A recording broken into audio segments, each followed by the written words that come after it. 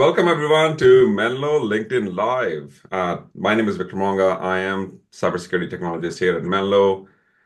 Today is a very special session because it is about Cybersecurity Awareness Month. It's in October, and we want to share our intelligence. We want to share our findings of the things our great research team and intelligence team are putting together.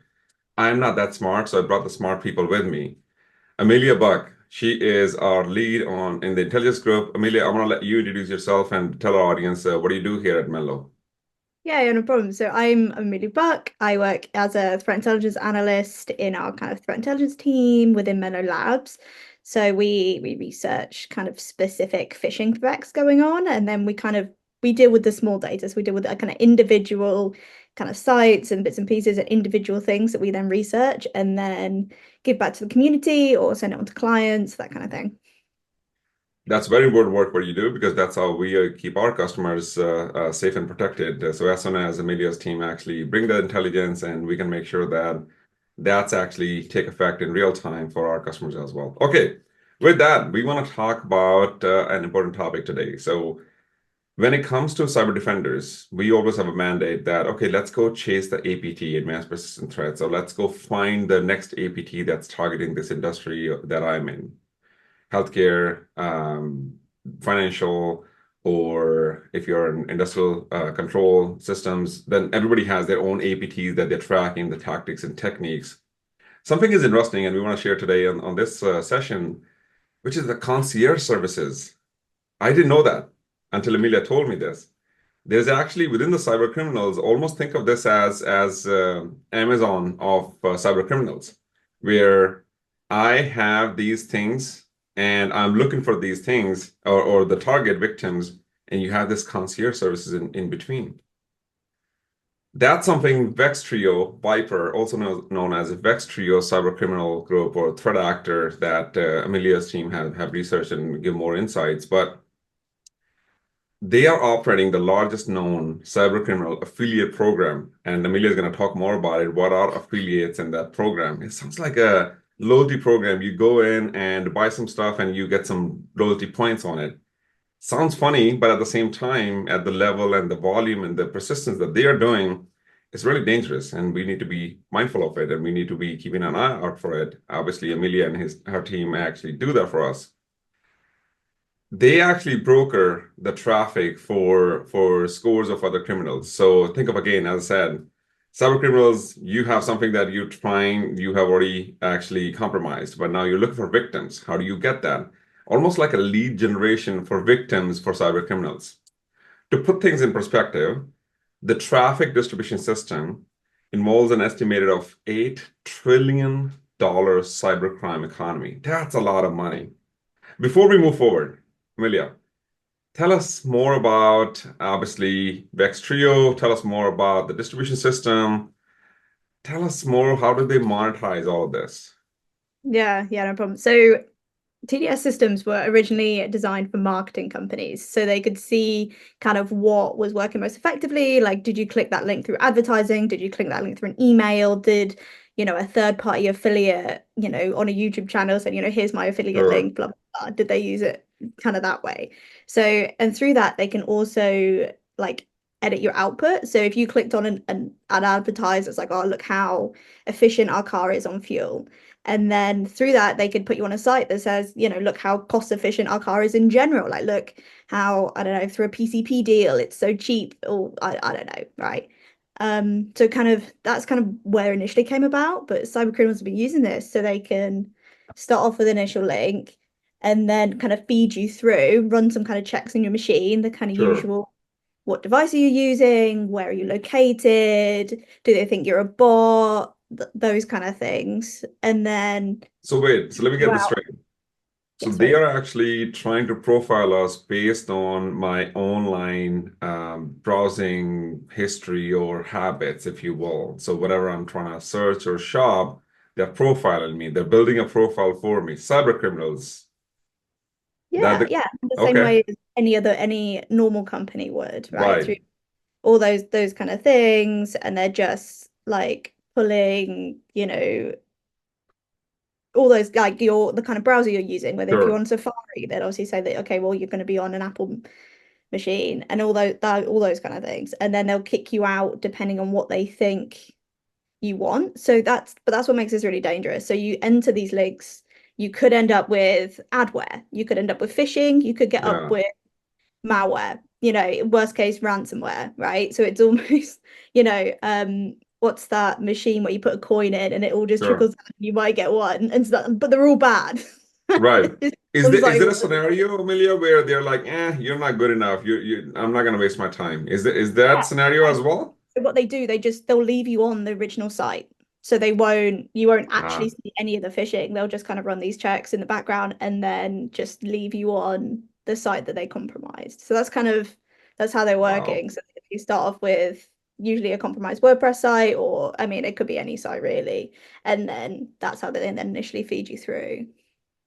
And the end user, can they see that they're being profiled, or how can they know that this is happening in the background? So you won't really see most of it. So Okay. obviously, or in your kind of URL, it will change as you're being redirected, but that's mostly it. But I mean, if you're not paying attention, you click on it, you just think it's loading, you kind of, I don't know, pick up your phone or whatever. Well, Yeah. we all No have. one, no one does pay attention. I mean, I know I don't when I'm browsing through the sites. I mean, yeah, URLs are changing. I'm not keeping track of every single one of them. Yeah, Um, especially if you click on a Google ad that has like ad.google or whatever it is, right. and then it starts flicking through the ads, and obviously that starts normalizing that kind of feature for users. So you just start, just seeing those changes and you're not really paying attention. So this concierge service is actually profiling victims and what they're using, their online shopping habits, and their device, their browser. They have this complete profile of you if they choose, and if you fit the right profile, and they go through the checks that if you fit the right profile, we're gonna actually target you as a victim. We'll send you the right exploit. It's not gonna be just flat. It'll be based on your profile. You'll be matched, if you will, with the right exploit. That Yeah, like sounds they very figure dangerous. out that, I don't know, users from Germany and, have more likelihood of downloading the malware than users from anywhere else, then Sure, they'll use that data. So if you're in Germany, you're more likely to get that malware to more likely get their payload out. But also, so when you go through the TDS, you get presented with like kind of a page that's got a little sure, robot. It says to prove you're not a robot, allow notifications. So you have to so you have to click these allow notifications, and then you get to the kind of, either adware, greyware, phishing, sure. whatever site. But it means that later on, during, I don't know, it could be a couple of hours, a day, any kind of time, and then they'll then send you notifications with more, just more, right? More links, more, and if they already know that you're clicking through these links, then they'll send you more and more and more. Of Um, course. Obviously they're getting, for one user, they could get multiple kind of malicious things in front of you per click, right? So that makes Right. it, more bang for their buck, essentially. Yeah, for sure. So just in simpler terms for me, the way I understood is VexTrio is the concierge services, which is actually profiling the victims and keeping record of the whole database. If I am a cyber threat which have certain exploits, but I don't know where to target, I come to VexTrio and I will be matched with my right victims, if you will. Yeah. Okay, so So talk to us more about these affiliates and like is it like one or two or five affiliates per concierge, or are they more than that? And how does this whole thing works? This affiliates and concierge and victim. Talk to us more about that. So they have about 60 affiliates, which considering how much they're turning over is not that much. Okay, So they tend to go for longer term stuff. So it tends to be, the creators of malware, but then they also will use like third party, like genuine sites, so like McAfee or something that will pay if you download the software, right? So if you click through someone's affiliate link, they will then pay them money. So yeah, there's some of it is legitimate, but they're still using that to get money. Right? So, but and it's all those kind of things that then they're just monetizing this hugely, which is even more dangerous because the more money they can make, the more talent they can acquire, and the more they're going to grow. So it's just the beast gets bigger. wow. Yeah, again, so one of the things that I always wonder when I'm thinking about these things and looking into these things that, okay, sure, this is all happening. VexTrio is estimated to operate at a network more than 70,000 known domains, which is not something that I can manage in text file as an end user or a business owner or even an enterprise. That's not something I can scale. That's not something that I can just manage, like keep blocking these websites. It doesn't work, right? It's not scalable, it's an efficient, it's not effective model. And especially with the 60 affiliates, that means they're going to be to monetize to increase their revenue. They're going to be increasing their exploits. Hence, the VexTrio is always trying to find more victims. So I don't think so. It'll ever get to a point where you can manage this with an approach of let me put these domains into denial list. It just won't work. And that's where the concept of zero trust comes in and more to that. So Amelia, in your job, walk us through your process of gathering intelligence, which uncovered these insights. Let's talk about that now. Yeah. So in Menlo, we monitor all the kind of traffic going through our product. And so we gather all the intelligence and everything we can find. And this group is super common. Like they're everywhere. They're across every sector. They're touching pretty much everyone, right? No one is kind of safe from this. And that's obviously something that we would look into because it's just so prevalent. So initially we followed our attack chain that we could see in our environments, and then kind of pinning that, we kind of started looking at some specific hallmarks of VexTrio, and we picked up fairly quickly that realistically this is what we were looking at, mostly even just from the robot page. Like you look up the robot page and VexTrio is well documented. So then you kind of go through that, and then you can start looking at the kind of smaller pieces, like some of the file names, some of the kind of incident kind of session kind of IDs, and then you can really start painting this as a full VexTrio picture. And then kind of through that, you can see like them changing infrastructure because we have such amazing data that all kind of and it's such a large volume of it that we can see some of these, and the graphs are really nice. Like I want to say it's like, but that will all be Sure. in our blog. But yeah. Yeah, and more to that, those fancy graphs in the blog. Obviously, we'll talk more about it towards the end. And I think that that's where we Menlo have an advantage over other companies where this is our bread and butter. This is the data we see. Most of the companies they have other data like endpoint, network, cloud. They're seeing a whole other things and they're kind of distracted. At Menlo, this is our bread and butter, our focus. Exactly, it is where it is, and that's why our customers actually take advantage of our intelligence, our research, because this is the data we receive from our customers as well, where they are going or their users are going, and the large customer database we have, we can actually really gather the patterns and intelligence that you outline in the blog as well. So that's good to know. I know when I was researching VexTrio a little bit, trying to sound smart at this show today, VexTrio uses some sort of tactics like dictionary domain generation algorithm, and I researched a little bit more what that means. It's not as simple as that. I would like to go and buy a domain. I would go to GoDaddy or other providers, and I would search for victormonga.com. It's not that. They actually generate domains on the fly, automatically register and use it. I didn't know that can be done. So what are other tactics that's used by VexTrio, and how are they compromising websites and redirecting users? And again, we talked about 70,000 domains. That's a full-time job for our team, I think. Yeah, definitely. I mean, they're making plenty of money, right? They can they can hire a full team. So yeah, I mean, so we've seen them using kind of forgotten domains, like a company's just kind of got this old domain, maybe it's, based in a different geo or an old company they've acquired or something, and it's just kind of chilling in the background, maybe not getting updated as much. We've seen them kind of take over these sites and then spin that back on the company. And that works really effectively because obviously it's an old company domain, the company's in the URL, it might be something some old employees might recognize, all those kind of things. You also see them doing like JavaScript injection for WordPress sites or even non-WordPress sites. They will create some of their own sites and then kind of use SEO poisoning and emails, and they've just got like a whole thing, right? And we've Sure. seen them compromise transport sites, medical sites, retail, pretty much everything you can think of. They've got something to do with that. Right. compromised already.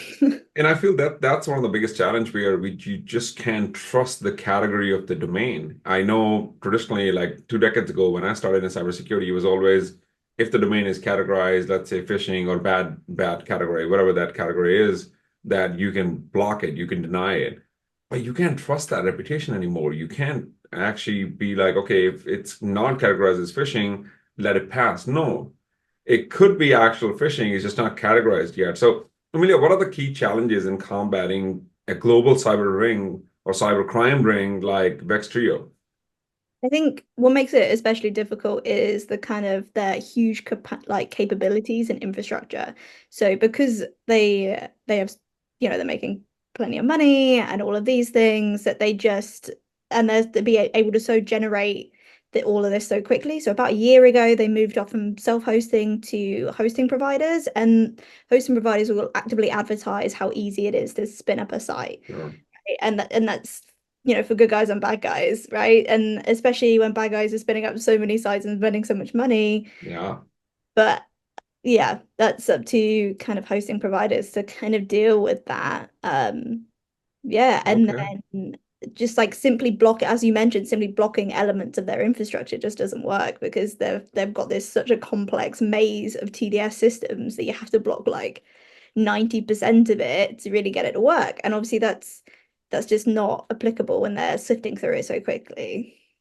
Yeah, and that's where I feel like Menlo's approach to, hey, let's isolate everything, let us inspect everything. So it's not like, okay, I'm only gonna deny the bad sites which can or cannot be categorized right. And that's Yeah. what I think Menlo's approach to isolate everything, don't change everything on your computer, don't ask your users to download anything new, or as a browser or anything. Let's keep using what they're using, but let's protect them when they go to internet. So since it is October, Cybersecurity Awareness Month, for our listeners, obviously, this is something that has started in 2004. And the reason for that was we all gather our intelligence. And again, every intelligence person, Amelia will agree, may agree to that. They want to hold that intelligence to themselves, obviously, because they did it.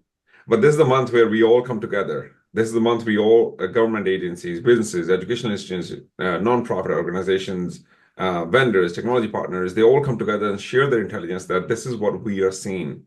We should help each other. And this month is where I feel like we take off that badge where, or take off that hat where we are really trying to protect our own intelligence. We try to share with everybody else and make sure that if there is something that can be helpful to each other, let's take advantage of that. This month, it really, in my opinion, promotes cybersecurity awareness and provide actionable steps that individuals and businesses can take to improve their online security, browser security, browsing session security. A lot of time, it's all about the way I treat this triangle is users, internet, which is used for good and bad, Amelia just outlined. And the third portion is the enterprises, where they have their crown jewels. So that ring is where the balance we always have to make it. Just to put things in again perspective for our audience, cybercrime in 2024 is predicted as about $10 trillion business. That's a lot of money for us to just give it away. And this is happening left and right because let's just call it maybe the cyber hygiene or the bad habits of the world, how we are dealing with things. Going back to basics, your password manager, not using the same password, MFA, when you have the one-time password on your phone, don't share with anyone. Like going back to those basics will actually, in my opinion, will reduce a large chunk of those issues for our general population. Amelia, how can individuals identify and avoid suspicious websites and online content? Let's talk about that. I think the most important thing is always to trust your instincts. I think and trying to stay through usual channels and all those kind of things. But I think for me, but I don't know if that's just because of me as a kind of security professional, there's always something in the back of my mind that's just like, okay, like this isn't Sure. right. So like, yeah, so there's all those kind of things, and always just as soon as you think something even might be suspicious, just send it to your IT people, or if if it's a kind of corporate issue. Because I mean, your IT people, they're going to be happy to look at false positives, right? Because to them, that's a win. That's you using the process correctly and Yeah. sending things, and that's in theory it's less time for them because they haven't got to do any follow-on work. Uh, So that's great. And then try to avoid typing URLs manually. I think typos always come in, so just and then you can end up on impersonation sites and nasty things, and you think you're on the right site. It's obviously you think you typed it incorrectly. So there's all of those, and then just try and make sure you know really what's going on with your company's procedures and policies, because if if then you can notify and kind of see when things are going wrong. So if you kind of know how to look up for your payslip and kind of you're on it, or you've asked someone and you're on it, then that's better than receiving a random email and then going through it and not realizing that process is wrong. But yeah, I think that makes. Okay. Yeah. This year theme from CISA Cybersecurity Awareness Month is Secure Our World. And it really resonates with me because the term here is that world, because we all are here together. And it's not just specific to one geo. It's not just because we are in North America, all the attacks are happening here, or Amelia in the UK and all the attacks are happening there. It's really global right now. So we need to really focus on that theme. We are secure our world. There are a couple of things that from CISA you could take, which is Awareness Month's tool guide. There's fun gamified way of doing bingo. And last advice I would have for people here listening, that find your champion in your company, around you. Even for my friends and family, I'm their cybersecurity champion. They can call me and ask me questions. Find that champion, because when you're in doubt, you want to have that fun of friend at your company, at home, wherever you are, or become a champion. If you are a cybersecurity professional and practitioner, become a champion for someone. I think that's how we can help. That's how we can really force multiply this way of protecting each other. With that, we're going to wrap up. You will find all of these findings in a blog on menlosecurity.com. Look for VexTrio blog detailing information. And if you like this sort of content and updates about our events and more, follow us on LinkedIn, Menlo Security. And with that, we'll wrap up. Thank you for listening. Thanks, Amelia. Yeah, thank you. Also, feel free to follow me on LinkedIn as well. We will do that. All right.